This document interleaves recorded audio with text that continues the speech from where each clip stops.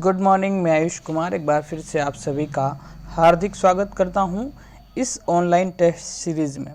तो दोस्तों, आप लोगों ने कल टेस्ट दिया होगा, थर्ड टेस्ट था ऑनलाइन टेस्ट, ये हमारे आयोजित हो रहे हैं। इसके बाद में ये सॉल्यूशन जो है मैं आपको एक वीडियो के माध्यम से आप लोगों तक प्रोवाइड करवाता हूं।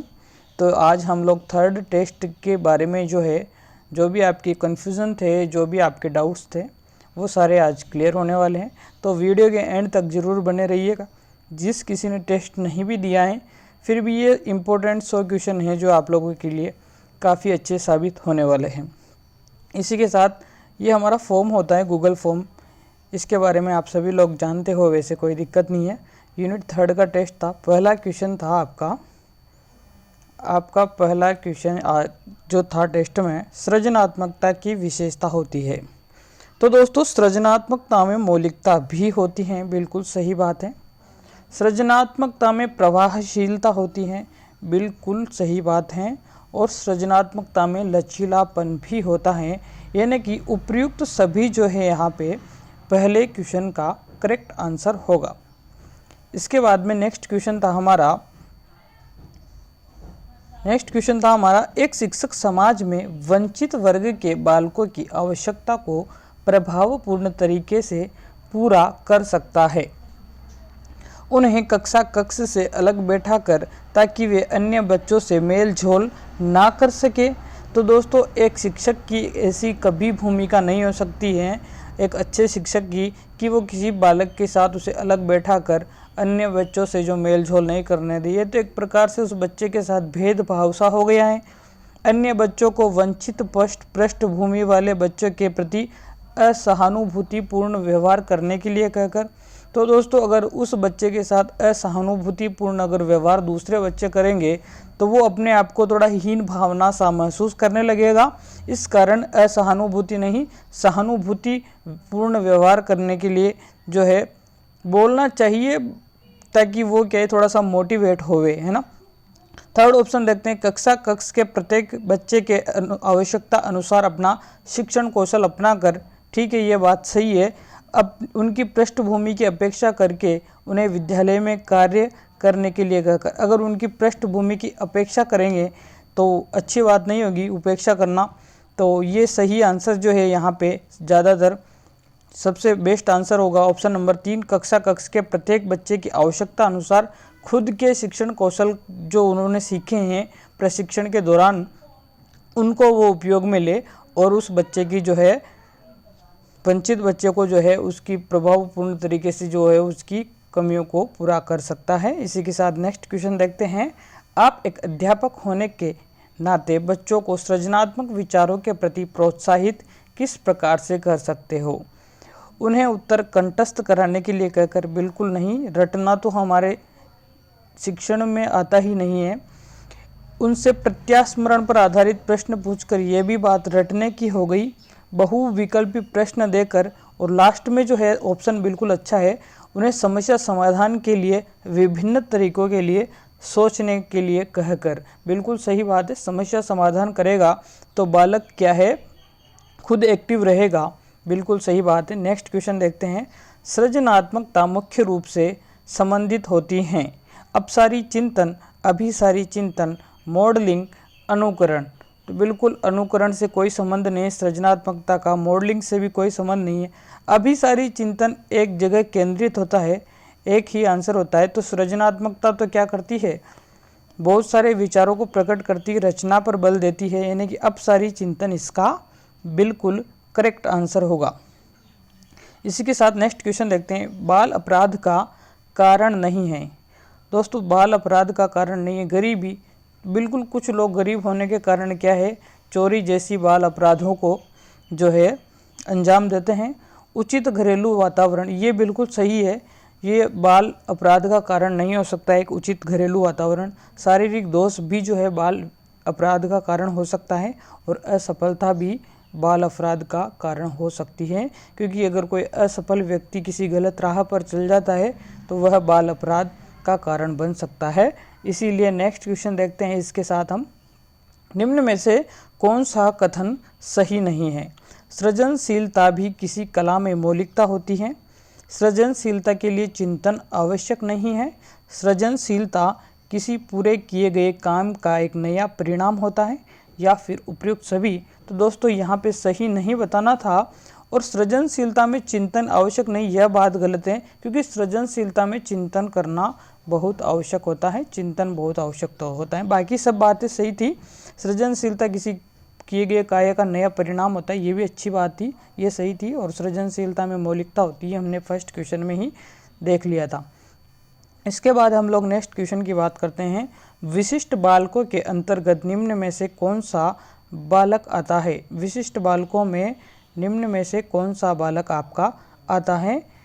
पिछड़ा बालक, प्रतिभाशाली बालक, मंदबुद्धि बालक, इनमें से सभी। तो दोस्तों ये सभी बालक जो है आपके विशिष्ट बालकों में ही आते हैं। विशिष्ट बालकों में ही पिछड़ा बालक, प्रतिभाशाली बालक, विकलांग बालक बहुत सारे हैं। ठीक है, ने कभी बात करेंगे फुर्सत में। और इसको देखते हैं। बच्चों की सृजनशीलता का मापन करने के लिए निम्न में से कौन सा एक परीक्षण नहीं है? किसी अधूरी आकृति या चित्र, एक कहानी लिखना या उसे पूरी करना, बिल्कुल ये एक सृजनात्मकता की विशेषता है। और पहाड़ा याद करना, बिल्कुल याद वाद करने की जैसी कोई बात नहीं होती सृजनशीलता में। रटने पर बल कभी नहीं देता है, ये मौलिक चिंतन पर बल देता है और रचनात्मकता पर बल देता है, इसमें रियलिटी होती है। तो यहाँ पे ऑप्शन नंबर जो है 2 सही होगा, क्योंकि यहाँ पे नहीं पूछा है। और पहाड़ा याद करना बिल्कुल सृजनात्मकता की विशेषता नहीं हो सकती है। एक वस्तु को नए क्रम में व्यवस्थित करना, बिल्कुल ये सृजनात्मकता होती है। और किसी व्रत की सीमाओं के अंतर्गत आकृति को पूरा करना, बिल्कुल जिस टाइप से मान लो कोई सीमा दे दी, उसको व्रत की आकृति पूरा कर रहा है कोई बालक, तो वो बिल्कुल सृजनशील है। बल्कि पहाड़ा याद करने वाला बालक कभी सृजनशील नहीं हो सकता। वो रटंती विद्या न फलंती, इस बात पर बल देता है। इसी के साथ नेक्स्ट क्वेश्चन देखते हैं हम लोग। प्रतिभाशाली बालकों के लिए आवश्यक है क्या? प्रतिभाशाली बालकों के लिए आवश्यक है उन्हें विशिष्ट योग्यता हेतु विशेष अवसर दिया जाए, उन्हें असाधारण होने की अनुभूति करवाया जाए और उन्हें लगातार पुरस्कार दिए जाए, इनमें से सभी। दोस्तों यहाँ पे जो है ऑप्शन नंबर 1 सही होगा, क्योंकि उन्हें असाधारण होने की अनुभूति नहीं करानी चाहिए। एक उनमें गर्व, ज़्यादा घमंड भी आ सकता है बालक के अंदर, और वे अपने आप को बहुत ज़्यादा और स्मार्ट भी समझ सकते हैं यहाँ पे। और पुरस्कार दिए जाए लगातार नहीं देना चाहिए पुरस्कार, उन्हें कभी कभी पुरस्कार देवें तो क्या है, उन्हें पुनर्बलन मिलेगा। और लगातार जो है अगर लगातार आप उनको पुरस्कार देते हो तो उनमें थोड़ा सा क्या आ जाएगा, एक प्रकार से उनको इंटरेस्ट नहीं रहेगा पुरस्कार में इतना, जो उन्हें कभी कभी मिलेगा और लगातार मिलेगा, उसमें बहुत फ़र्क आ जाए। तो सबसे बेस्ट जो ऑप्शन था ऑप्शन नंबर ए रहेगा, क्योंकि उन्हें विशिष्ट योग्यता है तो और ज़्यादा अवसर दिया जाए, ताकि वो अपनी अपनी प्रतिभा को और ज़्यादा से विकसित कर सके। इसी के साथ नेक्स्ट क्वेश्चन देखते हैं। प्रतिभाशाली बालकों की पहचान के लिए सबसे अधिक महत्व दिया जाता है अभिभावकों के मत को, वस्तुनिष्ठ परीक्षण के परिणामों को, शिक्षक के निर्णय को, या फिर किसी समुदाय के विचारों को। तो दोस्तों बिल्कुल अभिभावक के मत जो होते हैं ना, उनमें भी क्या है, कभी कभी मतभेद आ जाता है। कभी कोई ये बिल्कुल फिक्सेशन नहीं है कि बिल्कुल प्रतिभाशाली बालक की जो अभिभावक पहचान कर पाएंगे, क्योंकि हर माँ बाप के लिए अपना बेटा सुपर हीरो होता है। ठीक है, तो ज़रूरी नहीं है। एक शिक्षक का निर्णय में भी मतभेद हो सकता है, बिल्कुल मतभेद हो सकता है, क्योंकि जो है एक शिक्षक जो है अपने चहीते विद्यार्थी के साथ हो सकता है उसे प्रतिभाशाली की वो दे दे, ठीक है, मान्यता। और एक समुदाय के विचार, सबसे बेस्ट जो है यहाँ पे वस्तुनिष्ठ परीक्षण के परिणामों को, बिल्कुल वस्तुनिष्ठ परीक्षण जो होंगे उनके परिणामों के आधार पर आप प्रतिभाशाली बालकों की पहचान कर सकते हैं। इसी के साथ क्वेश्चन नंबर 16 देखते हैं, 11 देखते हैं। 11 नंबर का क्वेश्चन चल रहा है हमारा। पृथक कक्षा एवं संवर्धन कार्यक्रमों का प्रयोग शिक्षा के लिए किया जाता है। तो दोस्तों यहाँ पे एक इम्पोर्टेंट शब्द था संवर्धन कार्यक्रम, और ये क्वेश्चन आपकी रीट में पूछा हुआ है पहले। ठीक है, और दोस्तों इसका सही आंसर क्या होगा? प्रतिभाशाली बालकों के लिए, निम्न शैक्षिक उपलब्धि बालकों के लिए, दोनों के लिए, या फिर इनमें से कोई नहीं। तो दोस्तों यहाँ पर जो इसका सही आंसर होगा प्रतिभाशाली बालकों के लिए, क्योंकि संवर्धन कार्यक्रमों की बात यहाँ पे की गई है, यानी कि बालक यहाँ तक तो पूछा हुआ है पहले से ही, और इसको और ज़्यादा बढ़ाया जाए। ठीक है, तो निम्न शैक्षिक उपलब्धि वाले बालकों के लिए पृथक कक्षाओं का आयोजन किया जा सकता है, परंतु संवर्धन कार्यक्रमों का जो है यहाँ पे बिल्कुल सही आंसर जो होगा इसका प्रतिभाशाली बालक ही होगा यहाँ पे। ठीक है, ऑप्शन नंबर 1 सही होगा। क्वेश्चन नंबर 12 देखते हैं हम लोग। सृजनात्मक बालकों का मूल गुण है, सृजनात्मक बालकों का मूल गुण कौन सा है? ये नैतिक होते हैं, ठीक है, बुद्धिमान होते हैं, देखते हैं वे शक्तिशाली होते हैं, वह मौलिक चिंतन करते हैं। तो यहाँ पे जो सबसे बेस्ट आंसर है, यहाँ पे मौलिक चिंतन करना सबसे बेस्ट आंसर होगा। ठीक है, नैतिक हो सकते हैं, जरूरी नहीं है वो नैतिक भी हो, जरूरी नहीं है सृजनात्मक बालक बुद्धिमान हो, और ज़रूरी नहीं है वह शक्तिशाली हो, बट वो मौलिक चिंतन जरूर करेगा अगर वो सृजनशील बालक है तो। इसी के साथ नेक्स्ट क्वेश्चन देखते हैं हम लोग। एक बालक का असंभव प्रतीत होने वाली कल्पना करना यह संकेत होता है। बिल्कुल, एक जो काल्पनिक बालक होता है, कल्पनाशीलता होती है, वो एक सृजनशील बालक में पाई जाती है और कुछ भी असंभव बातें सोचता रहता है, यानी कि ऐसे कुछ करके कोई भी ड्राइंग बना देगा वो और उसमें कोई ना कोई मीन निकाल देगा। ठीक है, अब इस ड्राइंग में कोई मतलब नहीं है, फिलहाल अमीबा जैसी लग रही है। देखते हैं नेक्स्ट क्वेश्चन इसी के साथ में। निम्न में से कौन सा कारक मंद बुद्धि बालक की विशेषता नहीं है? मंद बुद्धि बालक की विशेषता नहीं है, इनमें से कौन सा आंसर होगा यहाँ पे? तो दोस्तों, सीखने की मंद गति बिल्कुल मंद बुद्धि बालक में होगी। शारीरिक दोष हो सकता है, उसमें अमूर्त चिंतन का अभाव भी हो सकता है, परंतु मौलिकता जो है यह एक प्रकार से मंद बुद्धि बालक की विशेषता नहीं होगी। ऑप्शन नंबर 4 सही आंसर होगा। इसी के साथ हम लोग जो है क्वेश्चन नंबर 15 की बात करने वाले हैं। निम्न में से कौन से विशिष्ट बालकों की श्रेणी में नहीं आते? विशिष्ट बालकों की श्रेणी में नहीं आते। पिछड़े बालक बिल्कुल विशिष्ट बालक होते हैं ये, और विकलांग बालक विशिष्ट बालक होते हैं, परंतु लंबे बालक जो है आपके विशिष्ट बालकों की श्रेणी में नहीं आते, जबकि मंद बुद्धि बालक भी आपके जो है विशिष्ट बालकों की श्रेणी में आते हैं, यानी कि option number 3 is correct answer होगा यहाँ पे। बहुत ही अच्छे क्वेश्चन लिए गए थे और बहुत ही मेहनत से जो आपके टेस्ट पेपर तैयार किए जाते हैं। इसके साथ देखते हैं नेक्स्ट क्वेश्चन है। निम्न में से प्रतिभाशाली बालक की विशेषता नहीं है, कौन सा बालक प्रतिभाशाली नहीं होगा? कठिन विषयों में रुचि लेना, उच्च नेतृत्व क्षमता होगा लेना और अमूर्त विषयों में अधिक रुचि लेना, अंतर्दृष्टि की न्यूनता। दोस्तों, कठिन विषयों में रुचि लेगा प्रतिभाशाली बालक बिल्कुल, उच्च नेतृत्व की क्षमता भी उसमें होगी, अमूर्त विषयों के प्रति रुचि भी होगी, परंतु अंतर्दृष्टि की न्यूनता नहीं होगी कभी भी, अंतर्दृष्टि की अधिकता ही होगी, सूझ की अधिकता होगी बालक में। वही बालक क्या कहलाएगा? आपका प्रतिभाशाली बालक होगा। हीना RAS अधिकारी पद पर कार्यरत हैं, परंतु उसे पेंटिंग करने का बहुत ही शौक है। हीना RS पद को छोड़कर पेंटिंग के क्षेत्र में अपना मुकाम हासिल करना चाहती है, क्योंकि हीना में निम्न गुण विद्यमान है।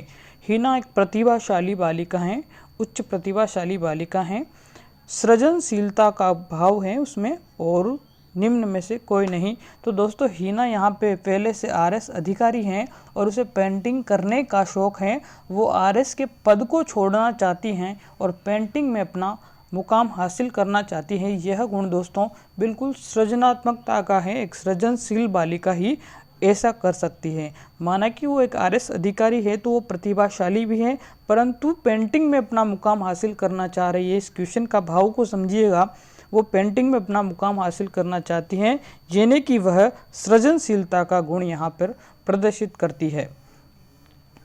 सृजनात्मकता को पागलपन किसने कहा? बेरनस्टेन, टॉरेंस और नीत्शे। तो दोस्तों, आपके जो नीत्शे जी हैं वो सृजनात्मकता को एक पागलपन सा कहते हैं, क्योंकि अभी जस्ट एक क्वेश्चन में आपने देखा था वो पहले से ही RS अधिकारी थी, पर फिर भी क्या चाहती थी, वो अपना कैरियर पेंटिंग में बनाना चाहती थी। यह एक पागलपन ही तो है। तो नीत्शे भी सही बात ही बोल रहे हैं बेचारे, नीत्शे इसका करेक्ट आंसर होगा। इसी के साथ नेक्स्ट क्वेश्चन देखते हैं। सृजनात्मकता तथा बुद्धि में संबंध बताइए। एक व्यक्ति सृजनशील और बुद्धिमान दोनों हो सकता है, ठीक है, प्रत्येक बुद्धिमान व्यक्ति ही सृजनशील हो यह आवश्यक नहीं है। यह बात सही है, जरूरी नहीं है कि हर एक बुद्धिमान व्यक्ति सृजनशील हो। सृजनात्मकता और बुद्धि में सकारात्मक संबंध पाया जाता है, यह बात भी ठीक है भाई, सकारात्मक संबंध पाया जाता है। उपर्युक्त सभी कथन यहाँ पर सही होंगे। इसी के साथ नेक्स्ट क्वेश्चन देखते हैं। एक बालक जो विज्ञान के अतिरिक्त अन्य विषयों में सामान्य है जबकि विज्ञान में बहुत निम्न उपलब्धि रखता है, ऐसे बालक को किस वर्ग में रखा जाता है? तो दोस्तों, अगर वो सभी विषयों में ठीक है बट विज्ञान में थोड़ा कमज़ोर है तो वो विज्ञान में पिछड़ गया है ना, तो वह बालक होगा एक प्रकार से पिछड़ा बालक आपका होगा। यहाँ पे ऑप्शन नंबर 1 सही आंसर होगा। एक अध्यापक होने के नाते आपको बच्चे की जिज्ञासाओं को शांत करना चाहिए। जब विद्यार्थी फुर्सत में हो कुछ समय पश्चात कर दो, कोई दिक्कत नहीं है।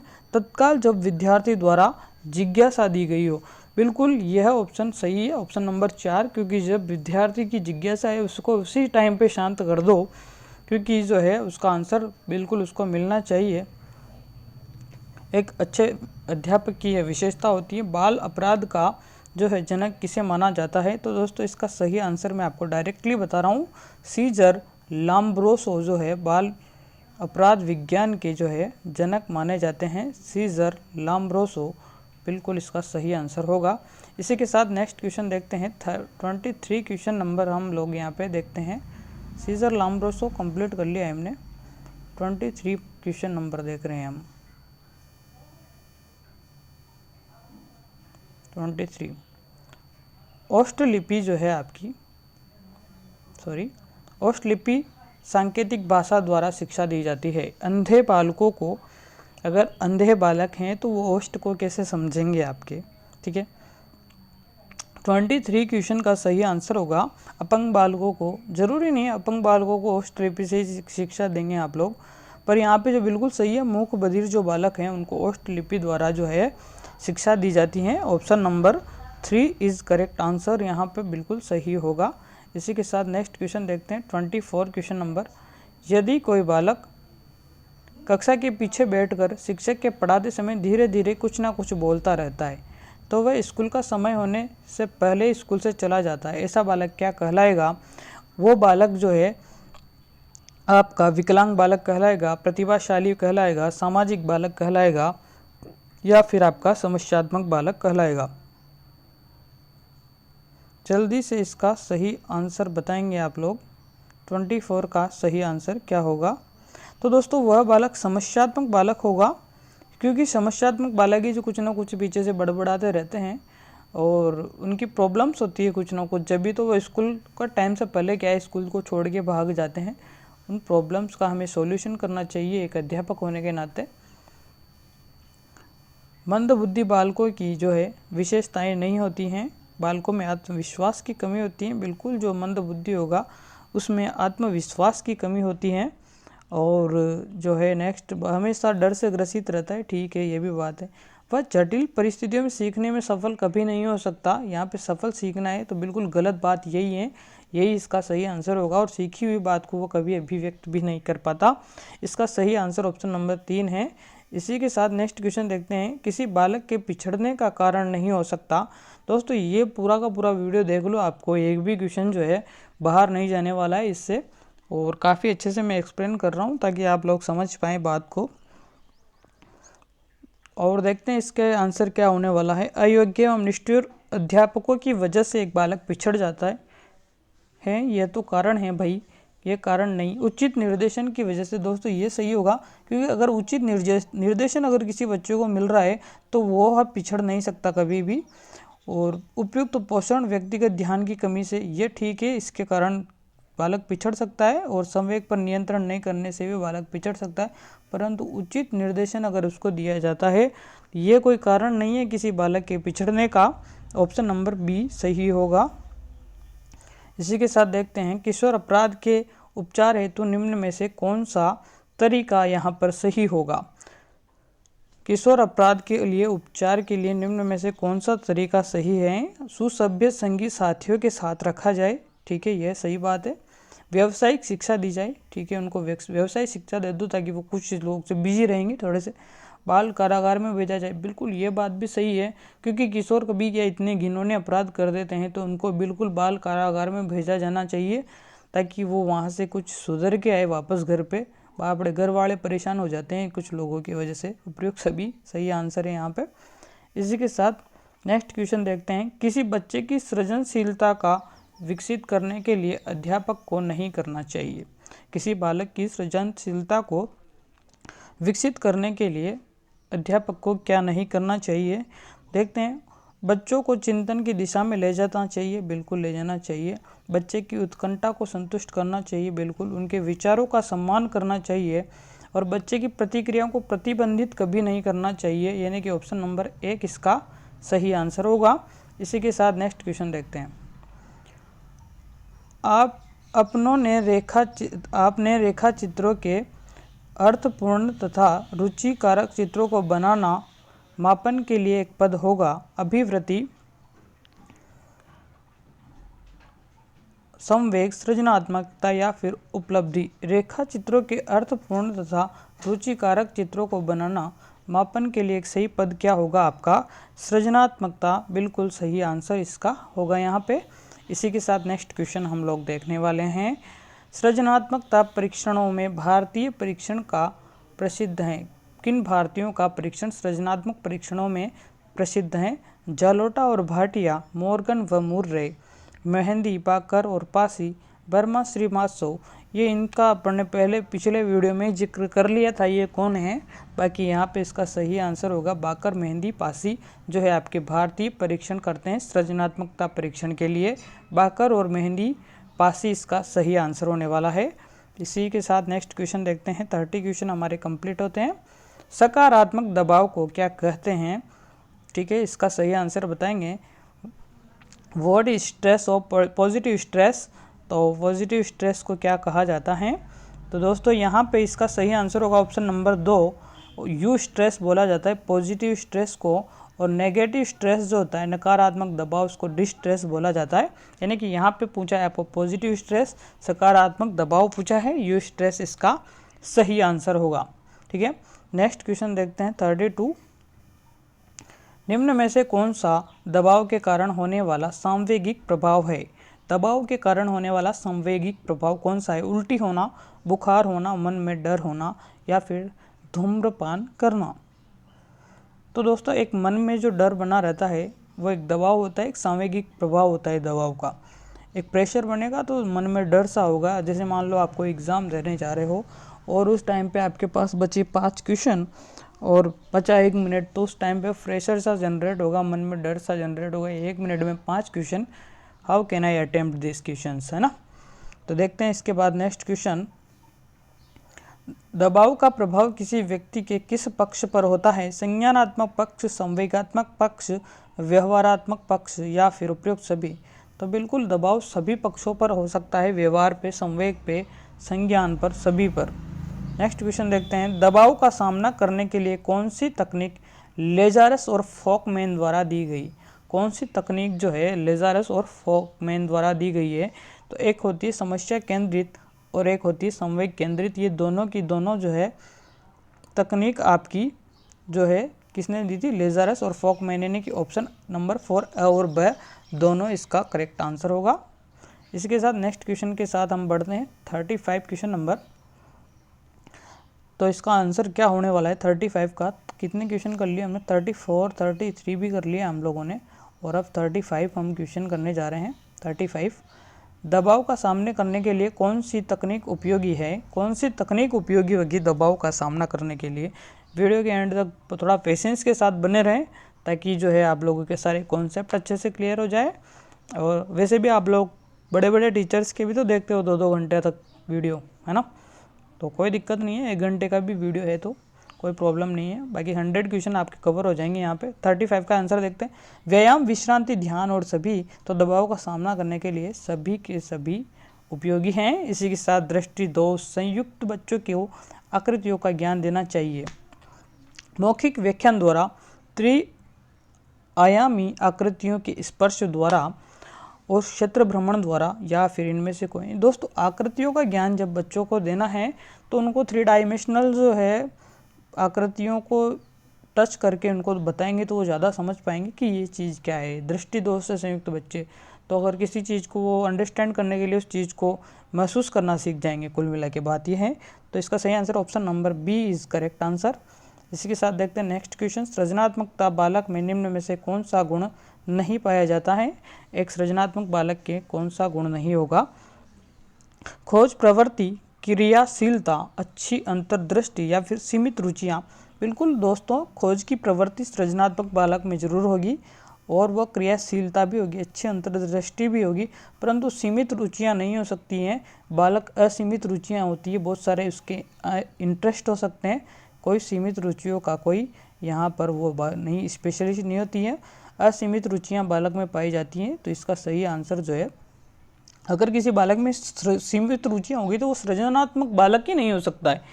अगर उसमें इंटरेस्ट में कमी आ गई तो वो बालक सृजनात्मकता को प्रदर्शित नहीं करेगा कभी भी। इसी के साथ नेक्स्ट क्वेश्चन देखते हैं हम लोग 38 क्वेश्चन नंबर। निम्न में से किस विकार के अंदर व्यक्ति बहुत अधिक खा लेता है फिर उल्टियाँ दवाओं से सब बाहर निकाल देता है, यानी कि बहुत ज़्यादा खाता है बालक? बुलिमिया नर्वोसा, एनोरेक्सिया नर्वोसा या फिर ए एंड बी दोनों या फिर नन? तो दोस्तों बुलिमिया जो नर्वोसा रोग होता है आपका, इसमें क्या करता है बालक बहुत अधिक खा लेता है और फिर उसको उल्टियों के द्वारा बाहर निकालता रहता है। तो इसका सही आंसर होगा बुलिमिया नर्वोसा 38 क्वेश्चन का। इसी के साथ 39 नंबर क्वेश्चन देखने वाले हैं। निम्न में से कौन सी विशेषता वंचित बालक की नहीं होगी? 39 क्वेश्चन का सही आंसर क्या होगा? निम्न में से कौन सी विशेषता जो है एक वंचित बालक की नहीं हो सकती? जीवन की आधारभूत आवश्यकताओं की अपर्याप्तता को झेलना। बिल्कुल, एक वंचित बालक जो है बेचारा अपर्याप्त जो आधारभूत आवश्यकताएं होती है उनको झेलता है। आधारभूत और सार्वभौमिक अधिकार प्रदान करना और उसकी स्वाभाविक दर से विकास के अवसरों में वंचित रखना, बिल्कुल ये भी सही बात है, वो वंचित ही रहता है, इसीलिए वंचित बालक है। तो यहाँ पे ऑप्शन नंबर बी सही होगा, क्योंकि उपयुक्त सभी नहीं हो सकता। आधारभूत अगर सार्वभौमिक उसको अगर अधिकार प्रदान कर दिए जाते हैं तो वो एक वंचित बालक नहीं हो सकता, इसलिए ऑप्शन नंबर बी सही इसका आंसर होगा।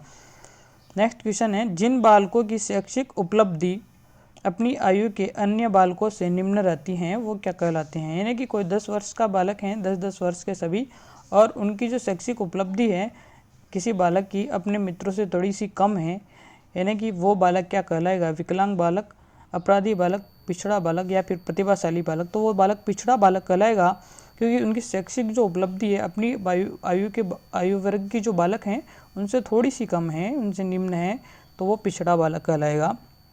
Option number A is correct answer. इसी के साथ 41 नंबर क्वेश्चन देखते हैं। निम्न में से किस विकार के कारण बालक सक्रियता का स्तर सामान्य से कई अधिक पाया जाता है और किसी भी क्रिया के समय उनके लिए शांति से बैठना काफ़ी नहीं होता है? कभी कभी आप देखते होंगे बहुत सारे बालक बहुत ज़्यादा सक्रिय होते हैं, उनको एक जगह बैठा नहीं रहा जाता, ठीक है? तो ये रोग होता है ADHD के कारण होता है ये रोग, है ना? इसमें अति सक्रियता जो बालक दिखाता है यहाँ पे ADHD के कारण, APDP ये सब कन्फ्यूज करने के लिए, बाकी इसका सही आंसर होगा ADHD, बिल्कुल करेक्ट आंसर होगा, ठीक है? 41 का ADHD करेक्ट आंसर होगा। 42 क्वेश्चन नंबर देखते हैं। इसी के साथ निम्न में से किस विकार के कारण बालक अनुपयुक्त जिद करता है? ठीक है, अनुपयुक्त जिद करता है और बालक चिड़चिड़ा सा, अवज्ञाकारी सा हो जाता है और शत्रुतापूर्ण व्यवहार वह प्रदर्शित करने लगता है। तो ADHD हमने देखा था अति सक्रियता, और ये APDP कुछ होता नहीं है, नन नहीं होता है। ODD जो होता है ODD, इसके अंदर क्या होता है, बालक जो है बहुत सारी अनुपयुक्त जिद्दें करने लग जाता है, वो थोड़ा चिड़चिड़ा सा रहता है और जो है किसी की आज्ञा नहीं मानता है बालक इस रोग के अंदर, ठीक है? तो नेक्स्ट क्वेश्चन देखते हैं। इसी के साथ इनको एक्सप्लेन करने जितना टाइम नहीं है, बाकी आप लोग कहोगे तो इन रोगों के बारे में जो मैं स्पेशली एक वीडियो बना दूंगा, बट आप लोगों की जो है रिकमेंडेशन होना चाहिए उस चीज़ के लिए। 43 एक प्रमुख विकार जिसमें व्यक्ति की खाना खाने की इच्छा बिल्कुल समाप्त हो जाती है और वह मृत्यु के स्तर तक स्वयं को भूखा रखने में समर्थ हो जाता है। ज़्यादातर तो गर्ल्स ऐसा करती है, आज मैं कोनो खाना खाऊं, आज तुम्हारी बात कोनो मानी तो मैं कोनो खाना खाऊं। और कुछ लड़कियाँ क्या है, फिर कुछ लड़कियाँ क्या है यहाँ पे डाइटिंग के लिए भी सब करती रहती है, डाइटिंग वगैरह, मैं पतली हो जाऊँ, मैं मोटी ज़्यादा हो गई, कोई दिक्कत ना है। तो गर्ल्स बुरा नहीं माने, थोड़ा सा ठीक है, कोई दिक्कत नहीं है। और इसका सही आंसर है वो होगा एनोरेक्सिया नर्वोसा के कारण जो है ऐसा होता है, उसमें बिल्कुल भूख समाप्त हो जाती है और वो एंड तक भी जो है भूखा रह सकता है, लास्ट स्टेज तक भी। नेक्स्ट क्वेश्चन देखते हैं इसका ऑटिज्म रोग से ग्रसित बच्चों की पहचान सबसे पहले किसने की? बहुत ही अच्छा क्वेश्चन था। ऑटिज्म जो बालक होते हैं, ऑटिज्म से ग्रसित बालक जो होते हैं, स्वलीनता जिसको बोला जाता है, और इससे जो है ग्रसित बालकों की पहचान किसने की? लियो गार्डनर, लियो बेसनर, लियो केनर, ओल्फोर्ड। इसका सही आंसर जो है दोस्तों, जो है लियो केनर ने की थी सबसे पहले ऑटिज्म बालकों की पहचान। 44 का सही आंसर होगा option number C is correct answer यहाँ पे। ये ऑटिज्म टाइप के जो बालक होते हैं बेचारे, वो समाज के प्रति थोड़ा सा ध्यान नहीं देते हैं और अपने आप में ज़्यादातर स्वलीन रहते हैं। कोई दिक्कत नहीं है, इसके बाद में रहने दो बेचारों को, कोई प्रॉब्लम नहीं है। निम्न में से असुमेलित हैं, फोबियाज हैं ये कुछ रोग। हवा से डरना एरोफोबिया कहलाता है, ठीक है। आग से डरना पायरोफोबिया कहलाता है, ये भी ठीक है। ऊंचाई से डरना एक्रोफोबिया कहलाता है। बाकी पानी से डरना ऑक्सीफोबिया नहीं होगा दोस्तों, पानी से डरना हाइड्रोफोबिया कहलाता है। क्या? हाइड्रोफोबिया कहलाता है पानी से डरने वाला बालक। हाइड्रोफोबिया है, डर होते हैं, तो ठीक है, ऑप्शन नंबर 4 सही होगा इसका आंसर। इसी के साथ नेक्स्ट क्वेश्चन देखते हैं। ऐसा विकार जिसमें बच्चे अपने माता पिता से अलग होने का अतिशय डर का अनुभव करते हैं, वह अकेले रहने आने जाने में, नई स्थिति में प्रवेश करने से घबराते हैं। आंतरिकरण विकार, वियोग, दुश्चिंता विकार, आचरण विकार या फिर नन। बहुत ही प्यारा क्वेश्चन है दोस्तों, और शायद ही अभी तक किसी ने सॉल्व कराया होगा। और ये टेस्ट सीरीज भूतों ना भविष्य तक आज दिन तक यूट्यूब पर या फिर किसी टीचर ने जो है फ्री में किसी ने अवेलेबल नहीं कराई होगी। बहुत महंगे महंगे कोर्स लेते हैं, 200-500 रुपये। कोई दिक्कत ना है यार, ठीक है। इसका सही आंसर होगा ऑप्शन नंबर बी, वियोग दुश्चिंता विकार। इसी के साथ नेक्स्ट क्वेश्चन देखते हैं। किसी बालक के असामान्य कारण होने के व्यवहार के कारण हो सकते हैं। किसी बालक के असामान्य व्यवहार के क्या क्या कारण हो सकते हैं? जैविक कारक हो सकते हैं, बिल्कुल ठीक है। किसी न किसी गुणसूत्र और आनुवांशिकता के कारण भी हो सकता है। साइकोलॉजिकली इफेक्ट, बिल्कुल मनोवैज्ञानिक कारण हो सकता है। सामाजिक और सांस्कृतिक कारण भी हो सकता है किसी बालक, तो उपयुक्त सभी यहाँ पे सही आंसर होगा ऑप्शन नंबर 4। निम्न में से कौन सा सृजनात्मकता का तत्व नहीं है? सामंजस्य, दूसरों के विचारों में परिवर्तन करना, समस्या नहीं सुलझा पाना, तात्कालिक परिस्थितियों से हटकर नवीनता का सृजन करना। तो समस्या को नहीं सुलझा सकता है, ऐसा तो कोई सृजनशील बालक नहीं हो सकता। बाकी ठीक है, सभी सामंजस्य कोऑर्डिनेशन कर पाएगा, दूसरे के विचार में परिवर्तन कर पाएगा, तात्कालिक परिस्थिति से हटकर नवीनता का सृजन करना ही सृजनात्मकता होती है। तो बाकी थर्ड नंबर ऑप्शन गलत था, बाकी सब सही है। इसके बाद देखते हैं विद्यालय का कार्य होता है। एक विद्यालय का क्या कार्य होता है? किसी संस्कृति का संरक्षण करना, बिल्कुल सही है। संस्कृति का सम्मान करना, बिल्कुल सही है। नए प्रतिरूपों का निर्माण करना, ठीक है, ये भी सही है। उपयुक्त सभी, ये तो बिल्कुल सीधा सा क्वेश्चन था। इसी के बारे में नेक्स्ट क्वेश्चन, क्योंकि एक अध्यापक होने के नाते आप लोगों को ये क्वेश्चन जानना जरूरी है। बुलिमिया है, बुलिमिया क्या है? अवधान विकृति, भोजन ग्रहण संबंधी विकार, पठन विकृति और गणना विकृति हम लोगों ने पहले देखा था। बुलिमिया नर्वोसा, और बुलिमिया जो है एक प्रकार का भोजन संबंधी विकार था। इसके अंदर क्या होता है? बहुत ज़्यादा खा लेता है नर्वोसा में, ठीक है। देखते हैं नेक्स्ट क्वेश्चन है। विकलांग बालक अत्यधिक परिश्रम करके अपनी कक्षा में प्रथम स्थान प्राप्त करने का प्रयास करता है, वह किस प्रतिरक्षण प्रणाली में रखेंगे आप उस बालक को? तो ये बहुत ही अच्छा क्वेश्चन है। वैसे इस बालक को जो है, बालक क्या करता है, जब अपनी एक कमी को छुपाने के लिए, एक कमी को छुपाने के लिए दूसरा कोई ना कोई प्रयास करके अपने जो है स्पेशली अपने आप को थोड़ा स्पेशली शो करना चाह रहा है वो, ठीक है। एक कमी को छुपाने के लिए दूसरी जो है आपको दूसरा रास्ता अपना रहा है वो यहाँ पे, यानी कि क्षतिपूर्ति कर रहा है यहाँ पे, ठीक है। अपनी कमियों को निखारने के लिए वो प्रथम स्थान प्राप्त कर रहा है वहाँ पे, तो क्षतिपूर्ति करता है। ये तो option number D is correct answer. इसी के साथ नेक्स्ट क्वेश्चन देखते हैं। रक्षा तंत्र बहुत समस्या सहायता करता है। एक रक्षा तंत्र किसमें सहायता करेगा? हिंसा से निपटने में, दबाव से निपटने में, थकान से निपटने में, या फिर आपका अजनबियों से निपटने में। तो बिल्कुल यहाँ पे सही आंसर होगा दबाव से निपटने में आपका प्रतिरक्षा तंत्र बहुत ज़्यादा हेल्प करता है। कोई ना कोई आप बहाना प्रस्तुत कर सकते हो वहाँ पे, कोई प्रॉब्लम नहीं है। सामने वाला सिर्फ आप ही समझ सकते हो उस चीज़ को, है ना। समायोजन नहीं कर पाने का कारण है, या फिर कोई साइकोलॉजिस्ट होगा तो वो बिल्कुल ही समझ लेगा आप चीज़ को, बात को। 53 क्वेश्चन नंबर है। समायोजन नहीं कर पाने का कारण होगा कुंठा, तनाव, द्वंद्व या फिर उपयुक्त सभी। तो बिल्कुल सभी के सभी जो यहाँ पे कुछ समायोजन के कारण है, बिल्कुल समायोजन नहीं कर पाएंगे आप लोग, उपयुक्त सभी सही आंसर होगा। इसी के साथ नेक्स्ट क्वेश्चन देखते हैं। दिवा स्वप्न देखने वाला व्यक्ति प्रसन्न रहता है। कोई डे ड्रीमिंग करने वाला व्यक्ति किस में प्रसन्न रह सकता है, कल्पनाशीलता में, तर्क में, नियंत्रण में, या फिर कोई नहीं। तो दोस्तों एक डे ड्रीमिंग करने वाला बालक जो होगा वह एक कल्पनाशील बालक होगा, बिल्कुल कल्पनाशीलता का गुण उसमें पाया जाएगा। वो प्रसन्न कल्पनाओं में जीता रहता है बेचारा, कोई दिक्कत ना है, जीने दो, जो जैसे जीना चाहे, सबकी अपनी अपनी लाइफ है सही है ना। 55 क्वेश्चन देखते हैं। व्यक्तित्व का कुसमायोजन प्रकट करता है आक्रमणकारी के रूप में, पलायनवादी के रूप में, झगड़ालू प्रवृत्तियों में और उपयुक्त सभी। तो बिल्कुल सही कुसमायोजन, यहाँ पे सभी के सभी कुसमायोजित ही हैं, सारे के सारे खतरनाक है, तो इंसान ही डरा दिया मैंने ना। निम्न में से कौन सा तरीका प्रत्यक्ष समायोजन का है? प्रक्षेपण, दमन, प्रतिगमन, लक्ष्यों का प्रतिस्थापन जो है प्रत्यक्ष तरीका बताना है आपको। तो आपका सही आंसर होगा ऑप्शन नंबर डी, क्योंकि बाकी जो तीनों हैं प्रत्यक्ष तरीके से समायोजन के, ये लक्ष्यों का प्रतिस्थापन जो है आपका प्रत्यक्ष है और बाकी तीनों क्या हैं? अप्रत्यक्ष हैं। इसी के साथ नेक्स्ट क्वेश्चन देखते हैं।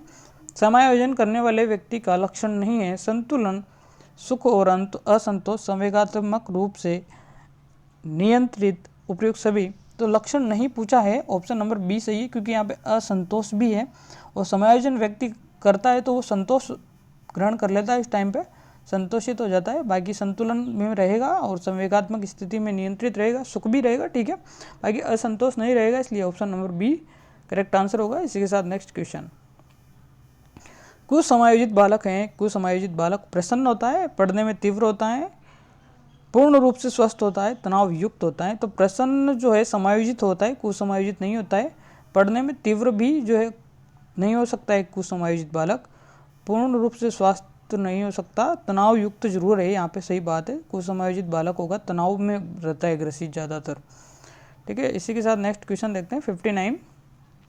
एक बालक जो पढ़ने में कमजोर है और अपनी असफलता का कारण अध्यापक का पक्षपात बताता है, यानी कि गुरुजी होना, गुरुजी मैंने ढंग से कौन पढ़ाए हो और मैं कमज़ोर रह गया, इस विषय के अंदर फेल हो गया। अगर वो गुरुजी ढंग से पढ़ा था तो मैं टॉप कर जाता हूँ, मतलब है ना, ये चीज़ की बात हो रही है यहाँ पे। ना दोस्त सारों गुरुजी का ऊपर मर्दी हुए, गुरुजी ही खराब है, बस मैं तो छोको हूँ, सब गुरुजी की गलती है, बस मारा कहीं गलती को ना, मैं तो बहुत पढ़ पाऊँ, छोको हूँ।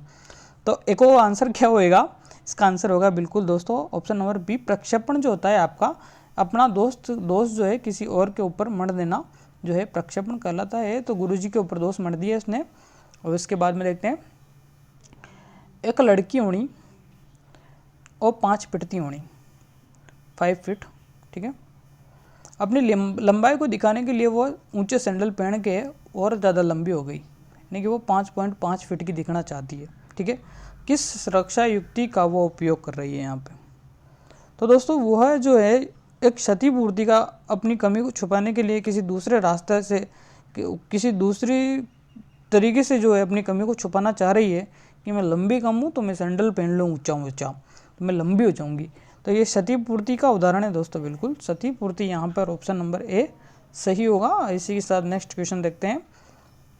किसी व्यक्ति द्वारा अपना अस्तित्व भुलाकर किसी दूसरे व्यक्तित्व के गुणों का अनुकरण करना कहलाता है, यानी कि खुद की कोई ज़िंदगी में कोई पहचान नहीं है, ठीक है। और वो बोल रहे हमारा ताऊ जी जो है ना विधायक होना है, ठीक है, विधायक होना है ताऊ जी, और ताऊ जी की जान पहचान में आइडेंटिटी बता रहा है, मतलब किसी दूसरे की, ठीक है, आइडेंटिफिकेशन भी बोलते हैं इसको, तादात्म्यकरण बोला जाता है, और किसी दूसरे की आइडेंटिटी से अपने आप को प्रेजेंट करना, ठीक है, किसी दूसरे की आइडेंटिटी से अपने आप को प्रेजेंट करना है ना। कोई कभी कभी लड़ाई हो जाए ना, तू जाने को ना मन, तो जाना को ना मैं फलाना वो है ना वो डॉन, उसका भाई हूँ मैं, ठीक है। तो ये चीज़ें, इस चीज़ें तादात्म्यकरण कहलाती है सारी चीज़, ठीक है। एक व्यक्ति जब प्यार में असफल हो जाता है और वो असफलता का दुख को बलपूर्वक भुलाने का प्रयास करता है, किसी चीज़ में जब फोर्स, अपनी इच्छाओं पर जब फोर्स लगाया जाता है ना, तो वो कहलाता है दमन, ठीक है। अब जब कोई व्यक्ति प्यार में हो जाता है असफल, क्या करेगा, उसके बाद ऑप्शन ही नहीं है फिर, ठीक है, दमन करने के अलावा। इसके साथ में नेक्स्ट क्वेश्चन देखते हैं। शिक्षक द्वारा डांट पड़ने पर विद्यालय के बगीचे में जाकर पेड़ पौधों को तोड़ना, नुकसान पहुंचाना किस प्रतिरक्षा प्रणाली का अंतर्गत आता है? यानी कि गुरुजी ने मारियो तो गुरुजी को गुस्सा, कहते हैं पेड़ पौधा भी निकाल दिए, यानी कि अपनी जो एनर्जी थी, गुस्सा था, उसको दूसरी जगह प्रतिस्थापित कर दिया, ठीक है। कहा गुरुजी का तो दे कौन सा कर, गुरुजी तो मारा ढंगसू, ठीक है, गुरुजी के तो हाथ ही नहीं लगा सकता हो, ठीक है। तो इसका होता है विस्थापन होता है, क्योंकि अपने जो गुस्सा किसी और के ऊपर निकालना, किसी और का गुस्सा किसी और के ऊपर निकालना, यानी कि बॉस का गुस्सा बीवी पे निकालना, ये ना, ये सारी चीज़ें जो शादीशुदा है वो ज़्यादा अच्छे से समझ पा रहा होगा इस बात को, ठीक है। तो देखते हैं नेक्स्ट क्वेश्चन है, समायोजन के संदर्भ में कौन सा कथन गलत है? यह संतुलन प्रदान करता है, वह समस्या का समाधान करता है, निरंतर चलने वाली प्रक्रिया नहीं है, और यहाँ पर समायोजन में अनुपस्थिति में व्यक्तित्व तनाव, संघर्ष और चिंताओं से घिरा रहता है। इसका सही आंसर ऑप्शन नंबर 3 है, क्योंकि समायोजन एक निरंतर चलने वाली प्रोसेस है, और जब समायोजन की अनुपस्थिति होती है तो व्यक्ति तनाव, संघर्ष, चिंताओं से घिरा, ये बात ठीक है, और बालक समस्या का समाधान करता है, ये भी सही है, संतुलन प्रदान करता है, ये भी ठीक है। बाकी निरंतर चलने वाली प्रक्रिया है समायोजन, ये बात गलत है, नहीं है, तो ये गलत हो गया ना, ठीक है। नेक्स्ट क्वेश्चन देखते हैं, निम्न स्थितियों में कौन समायोजन को बढ़ावा देती है? हाथ पैर कांपना, बीमारी का डर, अपराध का जुनूनी विचार, भय और चिंता से मुक्त होना।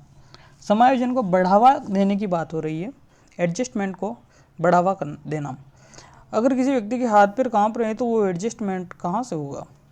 बीमारी का डर किसी को है तो वो एडजस्ट ही नहीं कर पा रहा है। अपराध का जुनूनी विचार, ये भी एडजस्टमेंट का, बिल्कुल भय और चिंता से मुक्त हो जाना, नो टेंशन, फ्री माइंड, तो ये क्या है? बिल्कुल जो है आपका एडजस्टमेंट को बढ़ावा देगा, बिल्कुल ऑप्शन नंबर 4 सही आंसर है। एक पिता अपने 3 वर्षीय बालक को खुश करने के लिए घुटनों के बल पर चलते हैं, यह उदाहरण है। तो यह उदाहरण पुराने विचारों में है कि पिताजी घुटने के बल पर चल रहे हैं एक अपने बच्चे को खुश करने के लिए, तो वो बचपन की यादों में डूब रहे हैं, क्योंकि अपना बच्चा खुश हो जाएगा, ठीक है, बचपन को याद कर रहे हैं, पुरानी यादों में जा रहे हैं वो। तो पुरानी यादों में जब जाता है बालक या कोई अपने बचपन में चला जाता है वापस से, तो उसे कहते हैं प्रतिगमन कहते हैं, ठीक है, ऑप्शन नंबर ए। कौन सा संतुलित समायोजन का क्षेत्र नहीं है? अच्छा शारीरिक स्वास्थ्य, संवेग असंतुलन, कार्यकुशलता, उपयुक्त सभी। अच्छा शारीरिक स्वास्थ्य समायोजन का क्षेत्र नहीं है। संवेग असंतुलन, बिल्कुल जो अच्छा शारीरिक स्वास्थ्य है वो समायोजन का क्षेत्र हो सकता है, एडजस्टमेंट कर सकता है जिसका शारीरिक स्वास्थ्य। संवेगों का असंतुलन बिल्कुल समायोजन का क्षेत्र नहीं हो सकता है, संवेगों को संतुलित रखता है समायोजित व्यक्ति, ठीक है, संवेगों को संतुलित रखेगा एक समायोजित व्यक्ति, ठीक है, असंतुलन नहीं हो सकता कभी भी। बाकी देखते हैं नेक्स्ट क्वेश्चन, निम्न में से कौन सा एक भली भांति समायोजित व्यक्ति का गुण है? एक समायोजित व्यक्ति का गुण नहीं है अपनी अच्छाइयों और कमजोरियों का ज्ञान होना, और अपने आप को दूसरों को सम्मान देना, आलोचक व दोष निकालने की प्रकृति, हालातों से संघर्ष करने की क्षमता। बिल्कुल अपनी अच्छाइयों और कमजोरियों का ज्ञान होना बिल्कुल एक समायोजित व्यक्ति का गुण होता है। अपने आप को दूसरों को सम्मान देना, अपने आप को और दूसरों को भी सम्मान देना, ये भी एक समायोजित व्यक्ति का गुण है। और हालातों से संघर्ष करने की क्षमता भी एक समायोजित व्यक्ति में होती है। कोई से भी कंडीशन हो वो उसको एडजस्ट कर सकता है, बट जब आलोचक और दोष निकालेगा ना कोई व्यक्ति, तो वो बिल्कुल समायोजित व्यक्ति नहीं है, वो बिल्कुल समायोजित व्यक्ति नहीं हो सकता है। आपकी रियल लाइफ में बहुत सारे ऐसे एग्जाम्पल आप लोगों को देखने को मिलते होंगे। इसी के साथ हम लोग नेक्स्ट क्वेश्चन देखते हैं, निम्न में से कौन सी रक्षात्मक युक्ति नहीं है? क्षतिपूर्ति, साहचर्य, औचित्य स्थापन या फिर तादात्म्य या आइडेंटिफिकेशन। तादात्म्य हम लोगों ने देखा, औचित्य स्थापन हम लोगों ने देखा, युक्तिकरण जिसे बोला जाता है। साहचर्य रक्षात्मक युक्ति नहीं हो सकती, बाकी ये सब रक्षात्मक युक्तियाँ, क्षतिपूर्ति वगैरह। तो इसी के साथ नेक्स्ट क्वेश्चन देखते हैं, यहाँ पे साहचर्य बिल्कुल सही आंसर था। व्यक्तित्व समायोजन की प्रत्यक्ष विधि है प्रतिगमन, बाधा निराकरण, शोधन, प्रक्षेपण। प्रत्यक्ष विधि के बारे में यहाँ पे बात कर रहा है आपका।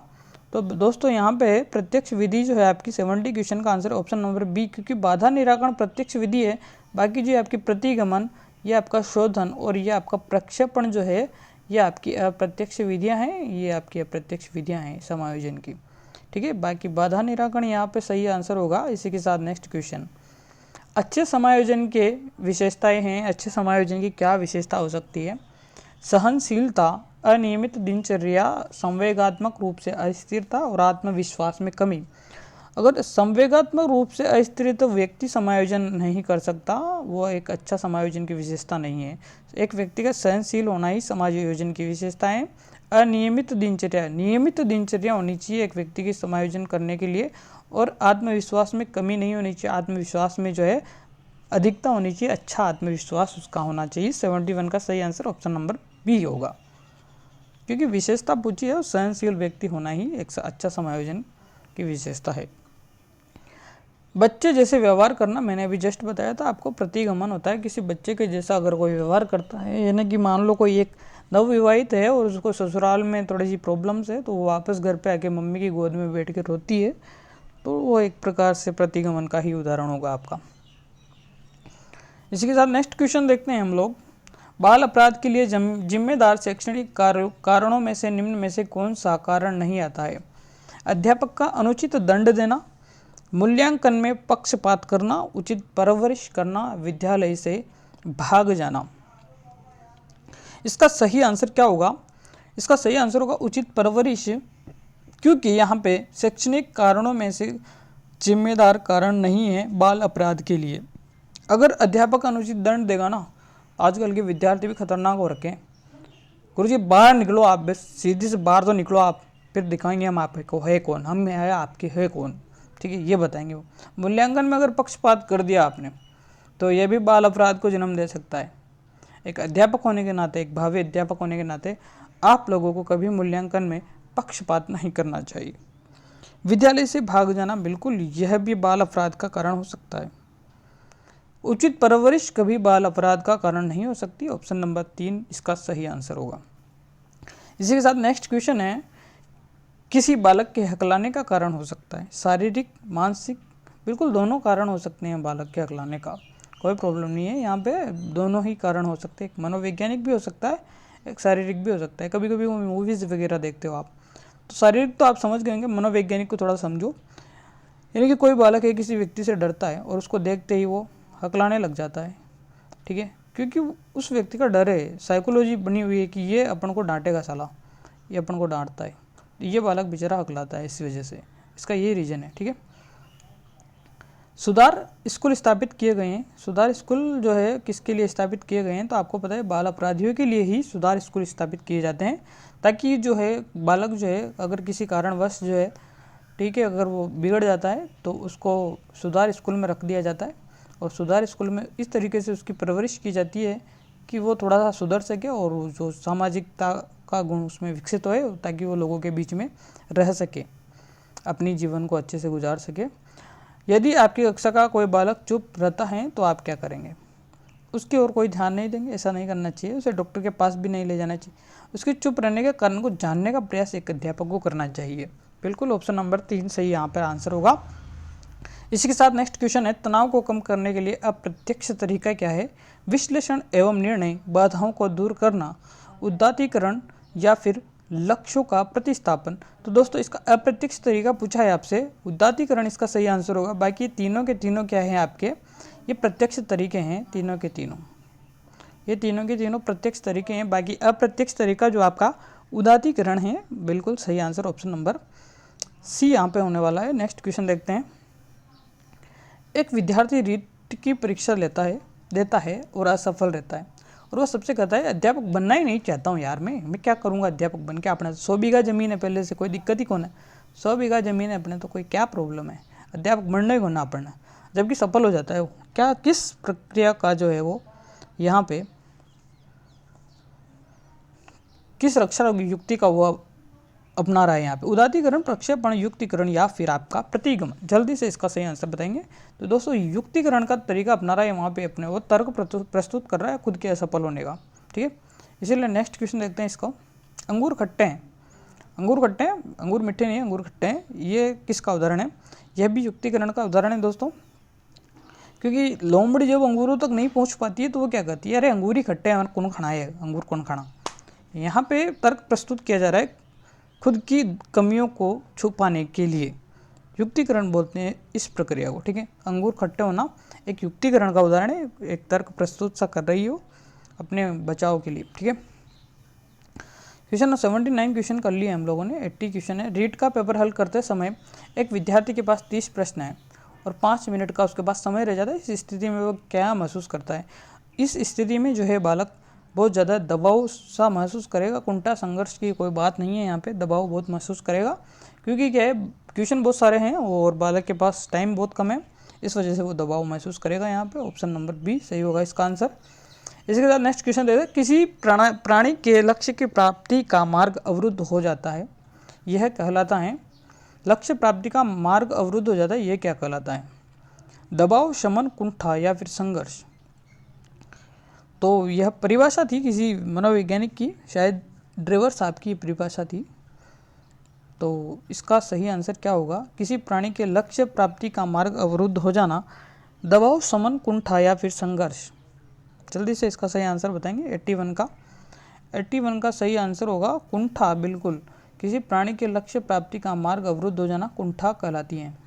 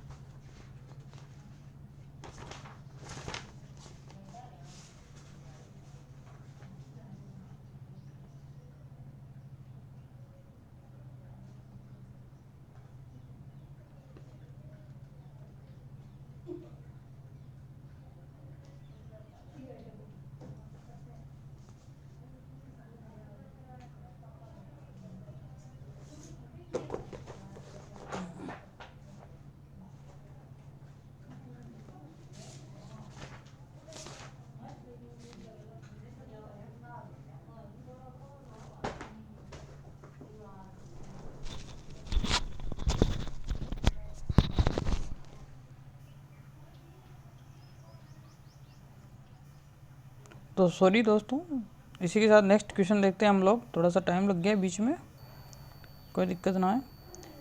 किसी बच्चे का बार बार किसी कंपटीशन एग्जाम को देना और हर बार 1 या 2 से अधिक अंकों से पीछे रह जाना, असफल हो जाना, परिस्थिति में बालक में उत्पन्न कर देती हैं कौन सी स्थितियां बालक। सही आंसर होगा 82 का ऑप्शन नंबर ए, भग्नाशा।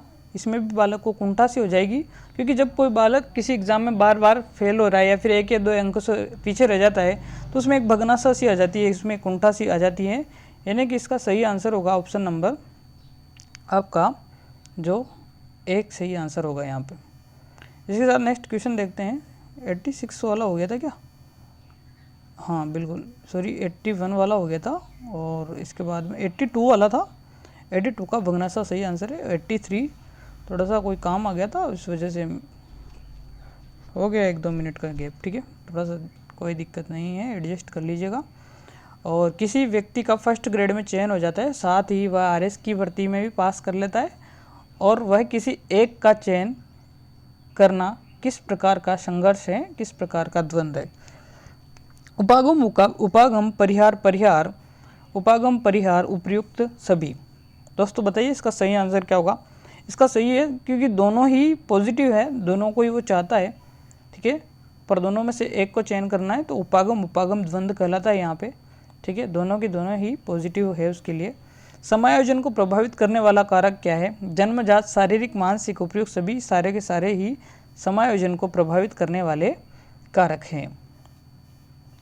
इसी के साथ एक 10 वर्षीय बालिका अनुपयोगी कागज के टुकड़ों से गुलदस्ते का निर्माण कर लेती है, तो उस बालिका में कौन सा गुण होगा?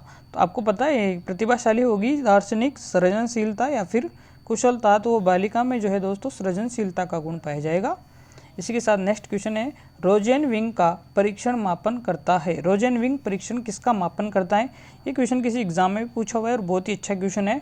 तो दोस्तों भग्नाशा और कुंठा का मापन रोजेनविंग परीक्षण द्वारा किया जाता है। भग्नाशा कुंठा एक ही बात होती है, ठीक है। इसी के साथ नेक्स्ट क्वेश्चन देखते हैं। निम्न में से किसी बालक की सृजनात्मकता के विकास में सहायक नहीं है? खेलना बिल्कुल सृजनात्मकता का विकास करेगी। कहानी की रचना करना बिल्कुल। भाषण दोस्तों किसी बालक की सृजनात्मकता का विकास नहीं करता है, क्योंकि भाषण में आपको पता है रटना पड़ेगा, ठीक है। और रचनात्मक कार्य भी बिल्कुल सृजनात्मकता, ऑप्शन नंबर 3 इसका सही आंसर होगा। इसी के साथ नेक्स्ट क्वेश्चन देखते हैं। समायोजन के संबंध में सत्य कथन है। समायोजन एक निरंतर चलने वाली प्रक्रिया है, बिल्कुल सही बात है। बहुआयामी है, बिल्कुल किसी एक आयाम पे डिपेंडेंट नहीं है, बहुत सारे आयाम होते हैं समायोजन के। व्यक्ति और वातावरण के मध्य सुसंगत संबंध स्थापित करने की प्रक्रिया समायोजन कहलाती है। बिल्कुल यह बात भी बिल्कुल करेक्ट है।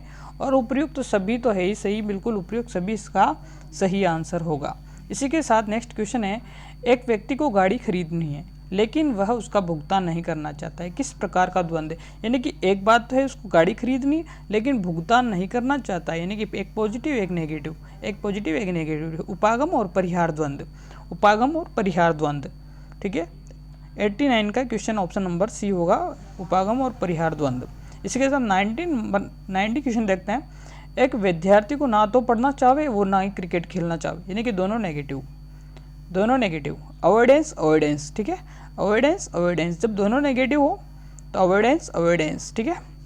परिहार द्वंद्व, या फिर वर्जन पद्धति, कोई दिक्कत नहीं, कोई सा भी आप इंग्लिश टर्म्स भी यूज़ करें ज़्यादातर, ताकि आप लोग जो है अच्छे से वहाँ पे एग्ज़ाम में अगर हिंदी समझ में ना आए तो इंग्लिश पढ़ लियो, ठीक है।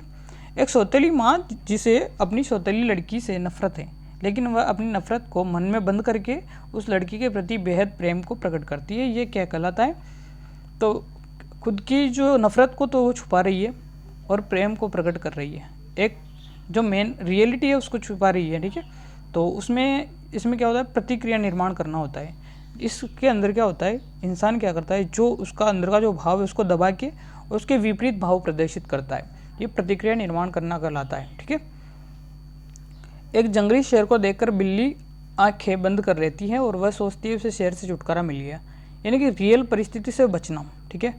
वास्तविकता अस्वीकरण इसे बोला जाता है। और इसमें क्या होता है, जैसे वो सोचती है बेचारी कि शेर नहीं है, अब ये शेर है दाढ़ी वाला खतरनाक, इस शेर से बचने के लिए ये नन्ही सी बिल्ली है बेचारी, ये सोचती है, आंखें बंद कर ली, अब शेर नहीं दिख रहा है इसको, ये सोच रही शेर गयो, अब कौन बच गया, अपन कोई दिक्कत कौन है। तो ये ऐसा करना होता है, वास्तविकता से अस्वीकरण करना, वास्तविकता से अपने को आपको मन को समझा लेना, कुल मिला के बात ये है, ठीक है। जैसे ही पुलिस को देखकर चोर का छुप जाना और वो सोचता है मैं पुलिस से बच गया, पुलिस नहीं पकड़ेगी मेरे को कभी, ठीक है ना, ये चीज़ें ऐसी है। भग्नाशा की स्थिति में बालक का व्यवहार होता है, भग्नाशा की, अरे क्या हो गया ये, भग्नाशा की स्थिति में किसी बालक का व्यवहार होता है, ठीक है, कोई दिक्कत नहीं है यार, कभी कभी हो जाता है कोई प्रॉब्लम से, समझ लिया करो आप, ठीक है। भग्नाशा की स्थिति में एक बालक का व्यवहार होता है, एकांतवादी, आक्रमणकारी, उपयुक्त दोनों और दोनों में से कोई नहीं, तो बिल्कुल दोनों यहाँ पे सही आंसर होगा। भग्नाशा की स्थिति में जो बालक का व्यवहार होगा, आक्रमणकारी भी हो सकता है, बालक कुंठा ज़्यादा हो जाती है किसी बालक में तो वह बिल्कुल आक्रामकता को भी प्रदर्शित कर सकता है यहाँ पे, ठीक है। एकांतवादी तो रहता है, ये बेचारा टेंशनलाइज्ड हो जाता है, बार बार परेशान हो जाता है, अगर एक एग्जाम में बार बार फेल होगा तो होगा ही सही ना। 94 देखते हैं क्वेश्चन नंबर। समायोजन के तात्पर्य स्वयं का विभिन्न परिस्थितियों में अनुकूलन करना ताकि स्वयं को संतुष्ट किया जा सके, दूसरों को, पड़ोसियों को, राजा को और आवश्यकता को। तो दोस्तों परिस्थितियों को ऐसा अनुकूल कर लिया जाए कि खुद को संतुष्ट करना, यानी कि आवश्यकताओं के साथ वो समायोजन करे, जब जाके ऐसी कंडीशन बनेगी। दूसरों, पड़ोसियों, राजा से किसी से कोई मतलब नहीं है, खुद की आवश्यकताओं से मतलब होता है। रमा का अपनी सासू से झगड़ा होने पर उस स्थिति में दूसरे कमरे में चले जाती है, यह रुक्षात्मक युक्ति क्या कहलाती है? तो दोस्तों दिवा स्वप्न नहीं हो सकता, कल्पना प्रभा नहीं, तो पलायन कर लेगी वो वहाँ से, ठीक है। सासू जी आप बड़बड़ करते रहो, अपन तो चले यहाँ से, ठीक है। नेक्स्ट क्वेश्चन देखते हैं। तनाव का अर्थ संतुलन के नष्ट होने की सामान्य भावना और परिस्थिति के किसी अत्यधिक संकटपूर्ण कारक का सामना करने के लिए व्यवहार में परिवर्तन करने की तत्परता है, यह कथन है। यह कथन किसने कहा था, मतलब, ठीक है, यह कथन कहा था आपके जो है ड्रेवर साहब ने। यह कथन कहा था कि संतुलन के नष्ट होने की सामान्य भावना और परिस्थिति के किसी अत्यधिक संकटपूर्ण कारक का सामना करने के लिए व्यवहार में जो परिवर्तन करने की तत्परता होती है वह तनाव का अर्थ होता है, ठीक है। तो यह होता है, ड्रेवर साहब ने यह बात कही थी आपके ड्रेवर साहब ने। नेक्स्ट क्वेश्चन देखते हैं इसी के साथ 97 नंबर। समायोजन वह प्रक्रिया है जिसके द्वारा प्राणी अपनी आवश्यकताओं को और इन आवश्यकताओं की पूर्ति को प्रभावित करने वाली परिस्थितियों में संतुलन रखता है, यह कथन किसका है? तो दोस्तों यह कथन है बोरिंग, लेकफील्ड और वेल्ड का, ठीक है दोस्तों। यह कथन किसका है? समायोजन प्रक्रिया है जिसके द्वारा व्यक्ति अपनी आवश्यकताओं और आवश्यकताओं की पूर्ति करने वाली परिस्थितियों में संतुलन रखता है, यह कथन है बोरिंग, लेकफील्ड और वेल्ड का। इसी के साथ नेक्स्ट क्वेश्चन देखने वाले हम लोग 98 क्वेश्चन। किसी मनोवैज्ञानिक के अनुसार प्रतिभाशाली शब्द का प्रयोग 1% बालकों के लिए किया जाता है। 1% बालक होते हैं जो सबसे अधिक बुद्धिमान होते हैं और वही प्रतिभाशाली होते हैं, यह कथन कहा था स्किनर और हैरीमैन ने। स्किनर और हैरीमैन ने कहा था, क्या? स्किनर और हैरीमैन ने।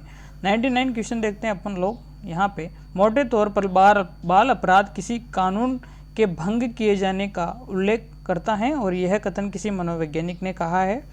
इसके बारे में ये क्वेश्चन बहुत ही अच्छा था, मेरे को बहुत अच्छा क्वेश्चन लगा। वैलेंटाइन साहब ने कहा ये, और वैलेंटाइन साहब को आप कभी नहीं भूलेंगे, इसी में उम्मीद करता हूँ। लास्ट क्वेश्चन था, एक विद्यार्थी नवीन पुस्तक चाहता है लेकिन उसके माता पिता की आर्थिक स्थिति बहुत कमज़ोर है और वो पुस्तक दिलाने में असमर्थ है। तब बालक अपनी फटी पुरानी पुस्तक से ही संतोष ग्रहण कर लेता है और ही शांत और प्रसन्न चित्त रहता है। यानी कि बालक ने क्या कर लिया, एडजस्टमेंट कर लिया है। एडजस्टमेंट कर लिया है बालक ने, समायोजन कर लिया है। बालक बहुत अच्छा था, बहुत समझदार था, उसने अपने घर की स्थिति को समझा और उसने एडजस्टमेंट कर लिया। तो वीडियो अगर अच्छी लगी तो इसे प्लीज़ लाइक करना नहीं भूलिएगा, और चैनल पर अगर आप नए हैं और इसी तरह से टेस्ट सीरीज का आनंद लेना चाहते हैं तो इसे सब्सक्राइब ज़रूर कर लीजिएगा। बहुत बहुत धन्यवाद, बहुत बहुत आभार।